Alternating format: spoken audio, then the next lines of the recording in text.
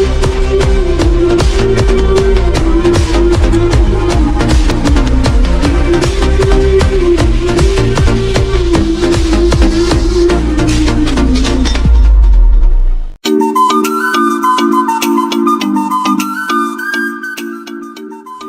Friends, welcome back to my channel. ഞാൻ റീന. ഞാനിന്ന് വന്നിരിക്കുന്നത് ഒരു നല്ല നാടൻ റെസിപ്പി ആയിട്ടാണ് കേട്ടോ. ഇത് നല്ല ടേസ്റ്റും അതുപോലെ തന്നെ നമുക്ക് വീടുകളിലൊക്കെ ഇഷ്ടംപോലെ ഈ ഒരു സീസണിൽ കിട്ടുന്ന ഒരു ഐറ്റം വെച്ചിട്ട് ഉണ്ടാക്കുന്നതാണ്. അപ്പോൾ ഇതിനെ മാങ്ങ വെച്ചിട്ട് തയ്യാറാക്കുന്ന ഒരു റെസിപ്പിയാണ് കേട്ടോ. ഇത് നമ്മൾ മാങ്ങാപ്പെരുക്ക് എന്നാണ് പറയുന്നത്. അപ്പോൾ നമുക്ക് മാങ്ങാപ്പെരുക്ക് ഉണ്ടാക്കാൻ വേണ്ട ഇൻഗ്രീഡിയൻസ് ഒക്കെ ഒന്ന് നോക്കാം. അപ്പോൾ നമുക്ക് പാചകത്തിലേക്ക് പോവാം. അപ്പോൾ മാങ്ങാപ്പെരുക്കാണ് കേട്ടോ. മാങ്ങാപ്പെരുക്ക് എന്ന് പറയുന്നത് നമ്മളെ പാലക്കാട് ഏരിയയിലേക്കൊക്കെ, ഞങ്ങളെ നാടുകളിലേക്കൊക്കെ മാങ്ങാപ്പെരുക്ക് എന്നാണ് കേട്ടോ ഇതിന് പറയാ. ഇനി വേറെ വല്ല പേരുണ്ടോയെന്ന് എനിക്കറിയില്ല. അപ്പോൾ നിങ്ങൾക്ക് ഇതൊരു വേറെ പേരിൽ അറിയപ്പെടുന്ന ഡിഷാന്ന് വെച്ചാൽ അതൊന്ന് കമന്റ് ബോക്സിൽ പറഞ്ഞോളൂ കേട്ടോ.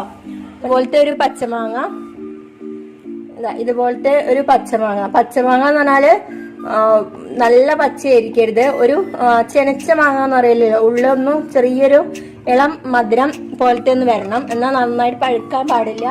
ഒന്ന് ചെറുതായിട്ട് ആ ഒരു പച്ചപ്പ് വിട്ടിട്ടുള്ള ആ ഒരു രീതിയിലുള്ള മാങ്ങ. ആ മാങ്ങ ഞാൻ ഇതുപോലെ ഇതുണ്ടോ പൊടിയായിട്ട് കൊത്തി എരിഞ്ഞെടുക്കാം.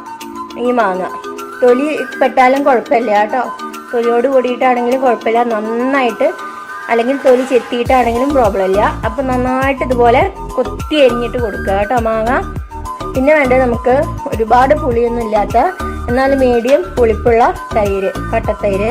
പിന്നെ അതിലേക്ക് ഞാൻ ഒരു ഫ്ലേവറിന് വേണ്ടിയിട്ട് മാങ്ങയുടെ ഒരു സ്പൂണ് മാങ്ങയുടെ തൊലിയും മാങ്ങയും കൂടിയിട്ട് നമുക്ക് ഈ തേങ്ങ, അതുപോലെ തന്നെ തേങ്ങ, 1 ടീസ്പൂൺ കടുക്, 4 വറ്റൽമുളക്. നിങ്ങൾക്ക് എരിവിനനുസരിച്ചിട്ട് വറ്റൽമുളകിന്റെ എണ്ണം കൂട്ടുകയോ കുറയ്ക്കുകയോ ചെയ്യാം. പിന്നെ പച്ചമുളക് എടുക്കുന്നുണ്ട്.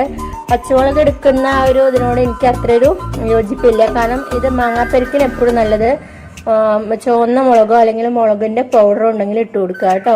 ഇനി നമുക്കതിൽ കല്ലുപ്പ് അരയ്ക്കാം. കല്ലുപ്പാണെന്ന് വെച്ചാൽ കുറച്ചുകൂടി നല്ല ടേസ്റ്റ് ആയിരിക്കും. കല്ലുപ്പ് ഉണ്ടെങ്കിൽ കല്ലുപ്പ് ഇട്ട് കൊടുക്കുക. അപ്പോൾ നമുക്കിതൊന്ന് റെഡിയാക്കി എടുത്താലോ. ഇത് നമ്മൾ സ്റ്റൗവിലോ അല്ലെങ്കിൽ അടുപ്പിലോ ചൂടാക്കി വെച്ചിട്ടുള്ള ഒരു കുക്കിങ്ങും നമുക്കില്ല കേട്ടോ. നമുക്കിത് നാളികേരം, അതുപോലെ തന്നെ കടുക്, 1/2 ടേബിൾ സ്പൂൺ കടുക്, പിന്നെ 4 വറ്റൽമുളക്. ഈ മാങ്ങ ഞാൻ അരയ്ക്കുന്നത് ഒരു ഫ്ലേവറിന് വേണ്ടിയിട്ടാണ്. മാങ്ങയും കൂടിയിട്ട് നന്നായിട്ട് അരച്ചെടുക്കുക കേട്ടോ. നന്നായിട്ട് അരച്ചെടുക്കണം. എന്നിട്ട് നമുക്ക് ഇത് യോജിപ്പിക്കാം. ആദ്യം ഇത് നന്നായിട്ട് ഇതുപോലെ ഒന്ന് ക്രഷ് ചെയ്ത് കൊണ്ടുവരിക കേട്ടോ. എന്നതിന് ശേഷം നമുക്കിതിൽ തൈര് കൂട്ടിയിട്ട് അരയ്ക്കുക. ഇതിൽ വേറെ വെള്ളമൊന്നും ചേർക്കരുത്, കാരണം വെള്ളം ചേർക്കേണ്ട ആവശ്യമില്ല. ഞാനിതിൽ ആവശ്യത്തിന് കുറച്ചായിട്ട് തൈര് ചേർത്തിട്ട് നമുക്ക് നല്ല ഫൈനായിട്ട് അരച്ചെടുക്കാം.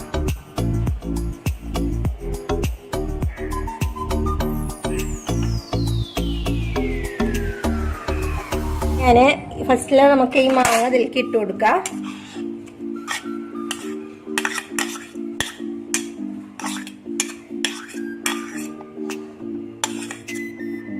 നാളികേരം എല്ലാം കൂടി മിക്സ് ആക്കിയിട്ട് അരച്ചത് ചേർത്ത് കൊടുക്കുക.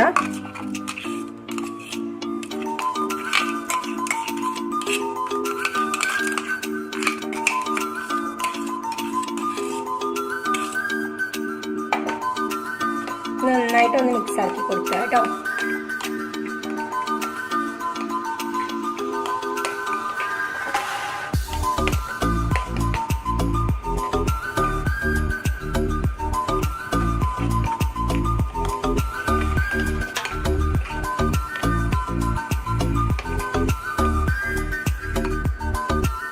ഞാനിതിലൊന്ന് വറുത്ത് കോരി എടുത്ത് കേട്ടോ.